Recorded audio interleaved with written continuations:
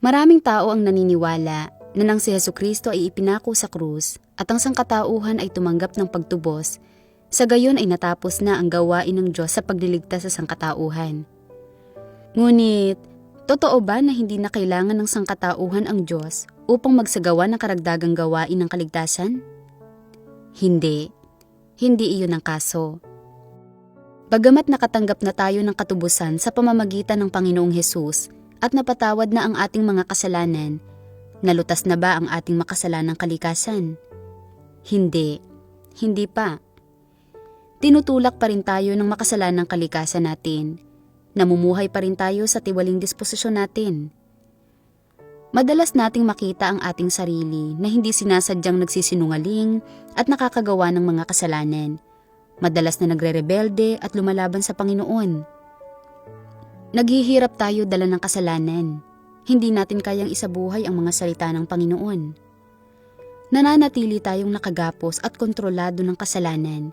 Hindi natin kayang palayain ang ating sarili mula sa pagkakahawak nito. Tayo ba sa ganitong kalagayan ay maaaring madala sa kaharian ng langit? Ang Diyos ay isang banal na Diyos at ang pagpapakabanal na kung wala ito'y sino man ay di makakakita sa Panginoon.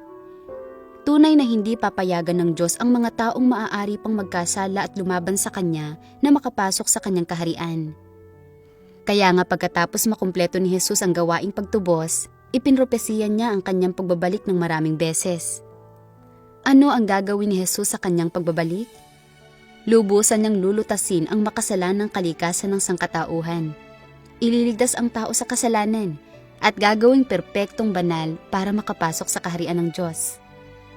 Gaya ng sinabi ni Jesus, "Mayroon pa akong maraming bagay na sa inyo ay sasabihin, ngunit ngayon ay hindi ninyo mga titiis. Gayon may kung siya, ang Espiritu ng katotohanan ay dumating, ay papatnubayan niya kayo sa buong katotohanan. Sapagkat hindi siya magsasalita ng mula sa kanyang sarili, kundi kung anumang bagay na kanyang marinig, ang mga ito ang kanyang sasalitain, at kanyang ipahahayag sa inyo ang mga bagay na magsisidating. Pakabanalin mo sila sa katotohanan, ang salita mo'y katotohanan."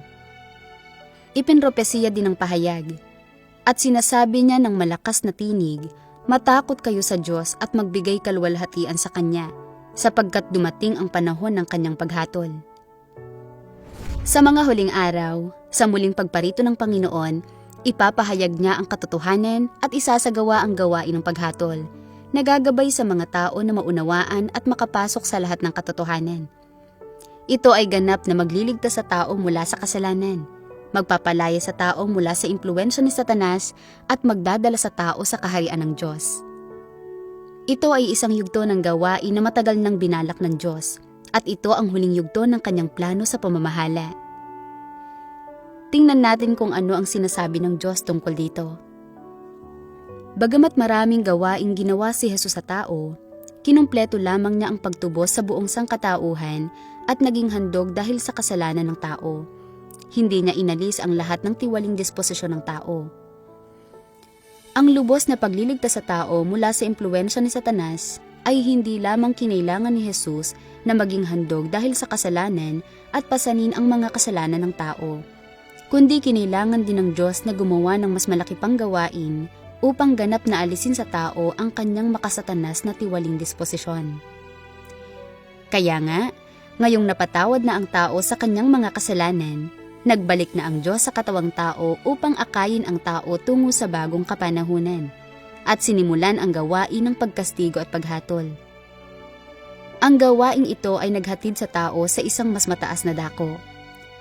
Lahat ng nagpapasakop sa kanyang kapamahalaan ay magtatamasa ng mas mataas na katotohanan at tatanggap ng mas malalaking pagpapala. Tunay silang mabubuhay sa liwanag at matatamo nila ang katotohanan, ang daan, at ang buhay. Ang Kristo ng mga huling araw ay gumagamit ng iba't ibang katotohanan para maturuan ang tao, para ibunyag ang diwa ng tao at suriin ang kanyang mga salita at gawa.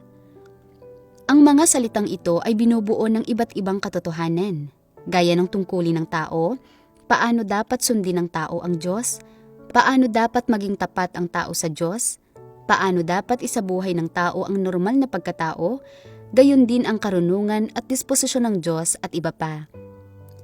Ang mga salitang ito ay nakatuon lahat sa diwa ng tao at sa kanyang tiwaling disposisyon. Partikular na, yaong mga salitang naglalantad kung paano tinatanggihan ng tao ang Diyos ay sinasabi patungkol sa kung paano kinakatawan ng tao si Satanas at naging puwersa ng kaaway laban sa Diyos. Sa pagsasakatuparan ng kanyang gawain ng paghatol, hindi lamang basta nililinaw ng Diyos ang likas na pagkatao ng tao sa iilang salita lamang. Inilalantad, pinakikitunguhan at tinatabas niya ng pangmatagalan. Ang lahat ng ganitong mga pamamaraan ng paglalantad, pakikitungo at pagpupungos ay hindi maaaring mahalinhan ng mga ordinaryong salita, kundi ng katotohanang hindi man lang taglay ng tao. Ang ganitong klaseng mga pamamaraan lamang ang matatawag na paghatol. Sa pamamagitan lamang ng ganitong uri ng paghatol masusupil ang tao at makukumbinsi ng husto tungkol sa Diyos, at bukod pa riyan ay makamtan ang tunay na pagkilala sa Diyos. Ang idinudulot ng gawain ng paghatol ay ang pagkaunawa ng tao sa tunay na mukha ng Diyos at sa katotohanan tungkol sa kanyang sariling pagkasuwail. Ang gawain ng paghatol ay nagbibigay daan sa tao na magtamo ng malawak na pagkaunawa sa kalooban ng Diyos, sa layunin ng gawain ng Diyos at sa mga hiwagang hindi niya maunawaan. Tinutulutan din ito ang tao na makilala at malaman ang kanyang tiwaling diwa at ang mga ugat ng kanyang katiwalian. Gayon din para matuklasan ang kapangitan ng tao. Ang mga epektong ito ay bunga lahat ng gawain ng paghatol, sapagkat ang diwa ng gawain ito ay ang mismong gawain ng pagbubukas ng katotohanan, ng daan, at ng buhay ng Diyos sa lahat ng may pananampalataya sa Kanya. Ang gawain ito ay ang gawain ng paghatol na ginagawa ng Diyos.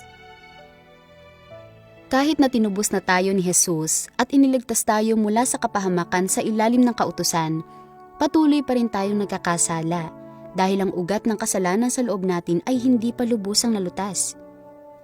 Sa makatuwid, kailangan pa rin natin ang Diyos para ipahayag ang higit na katotohanan at isagawa ang gawaing paghatol upang lubusang linisin at iligtas tayo. Ang gawaing ito ay ang ikatlong yugto ng gawain ng Diyos sa pagliligtas sa sangkatauhan. At ito ang pinakamahalaga at pangunahing gawain. Kapag natapos na ang yugtong ito ng gawain, malilinis ang ating tiwaling kalikasan at hindi na tayo magkakasala o lalabanan ang Diyos. Magagawa nating tunay na sumunod at mahalin ang Diyos. Pagkatapos, ang gawain ng Diyos sa pagliligtas sa sangkatauhan ay ganap ng matatapos. At ang kanyang 6,000 taong plano ng pamamahala ay matagumpay na maisa sa katuparan. Ang bawat yugto ng gawain ng Diyos ay naglalayong lutasin ang problema ng kasalanan ng sangkatauhan at makamit ang isang layunin.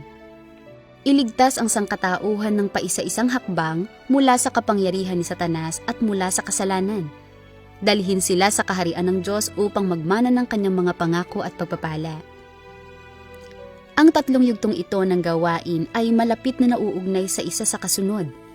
Ang bawat yugto ng gawain ay nabubuo sa pundasyon ng nakaraang yugto, umuunlad ng mas malalim at mas mataas. Ang bawat yugto ay sinusundan mula sa huli, at ang mga ito ay malapit na konektado sa isa't isa. Kung walang anumang hakbang, hindi magtatagumpay ang buong plano. Bakit natin ito nasabi? Kung wala ang gawain ng kapanahunan ng kautusan, hindi malalaman ng sangkatauhan kung ano ang kasalanan at mabubuhay sa ilalim ng pagyurak ni Satanas. Madali silang mabibihag ni Satanas, nahahantong sa kanilang pagkamatay. Kung wala ang gawain ng pagtubos sa kapanahunan ng biyaya, ang sangkatauhan ay nahaharap sa kaparusahan dahil sa kanilang napakaraming kasalanan, at ang pag-unlad ng sangkatauhan ay hindi aabot sa kung nasaan ito ngayon. Kaya, paano kung walang gawaing paghatol sa mga huling araw? Ang sangkatauhan ay mananatiling nakatali at kontrolado ng kanilang kasalanan magpakailanman. Hindi kailanman makakawala at hindi kailanman magiging karapat-dapat na makapasok sa kaharian ng langit. Sa huli, haharapin lamang ng tao ang pagkawasak dahil sa malalim na ugat ng kasamaan. Ang gawain ng kapanahunan ng kautusan ay nagpapaalam sa mga tao tungkol sa kasalanan. Tinutubos sila ng gawaing pagtubos mula sa kasalanan. At ang gawaing paghatol ay lubusang nag-aalis sa kasalanan ng tao. Ang tatlong yugto ng gawaing ito ay nagpapakita ng napakalaking pagmamahal at kaligtasan ng Diyos para sa sangkatauhan. Ngayon, maaaring nagtataka ka kung kailan babalik ang Panginoon upang isagawa ang ikatlong yugto ng gawain at kung paano gagawin ng Diyos ang gawaing paghatol. Kung gusto mong malaman ang higit pa, mangyaring mag-iwan ng komento o magpadala ng mensahe para makipag-ugnayan sa akin. Ikalulugod kong ipagpatuloy ang pagbabahagi sa iyo. Siguraduhing i-follow ang aking page para sa mga update at para mas malaman ang iba pang misteryo.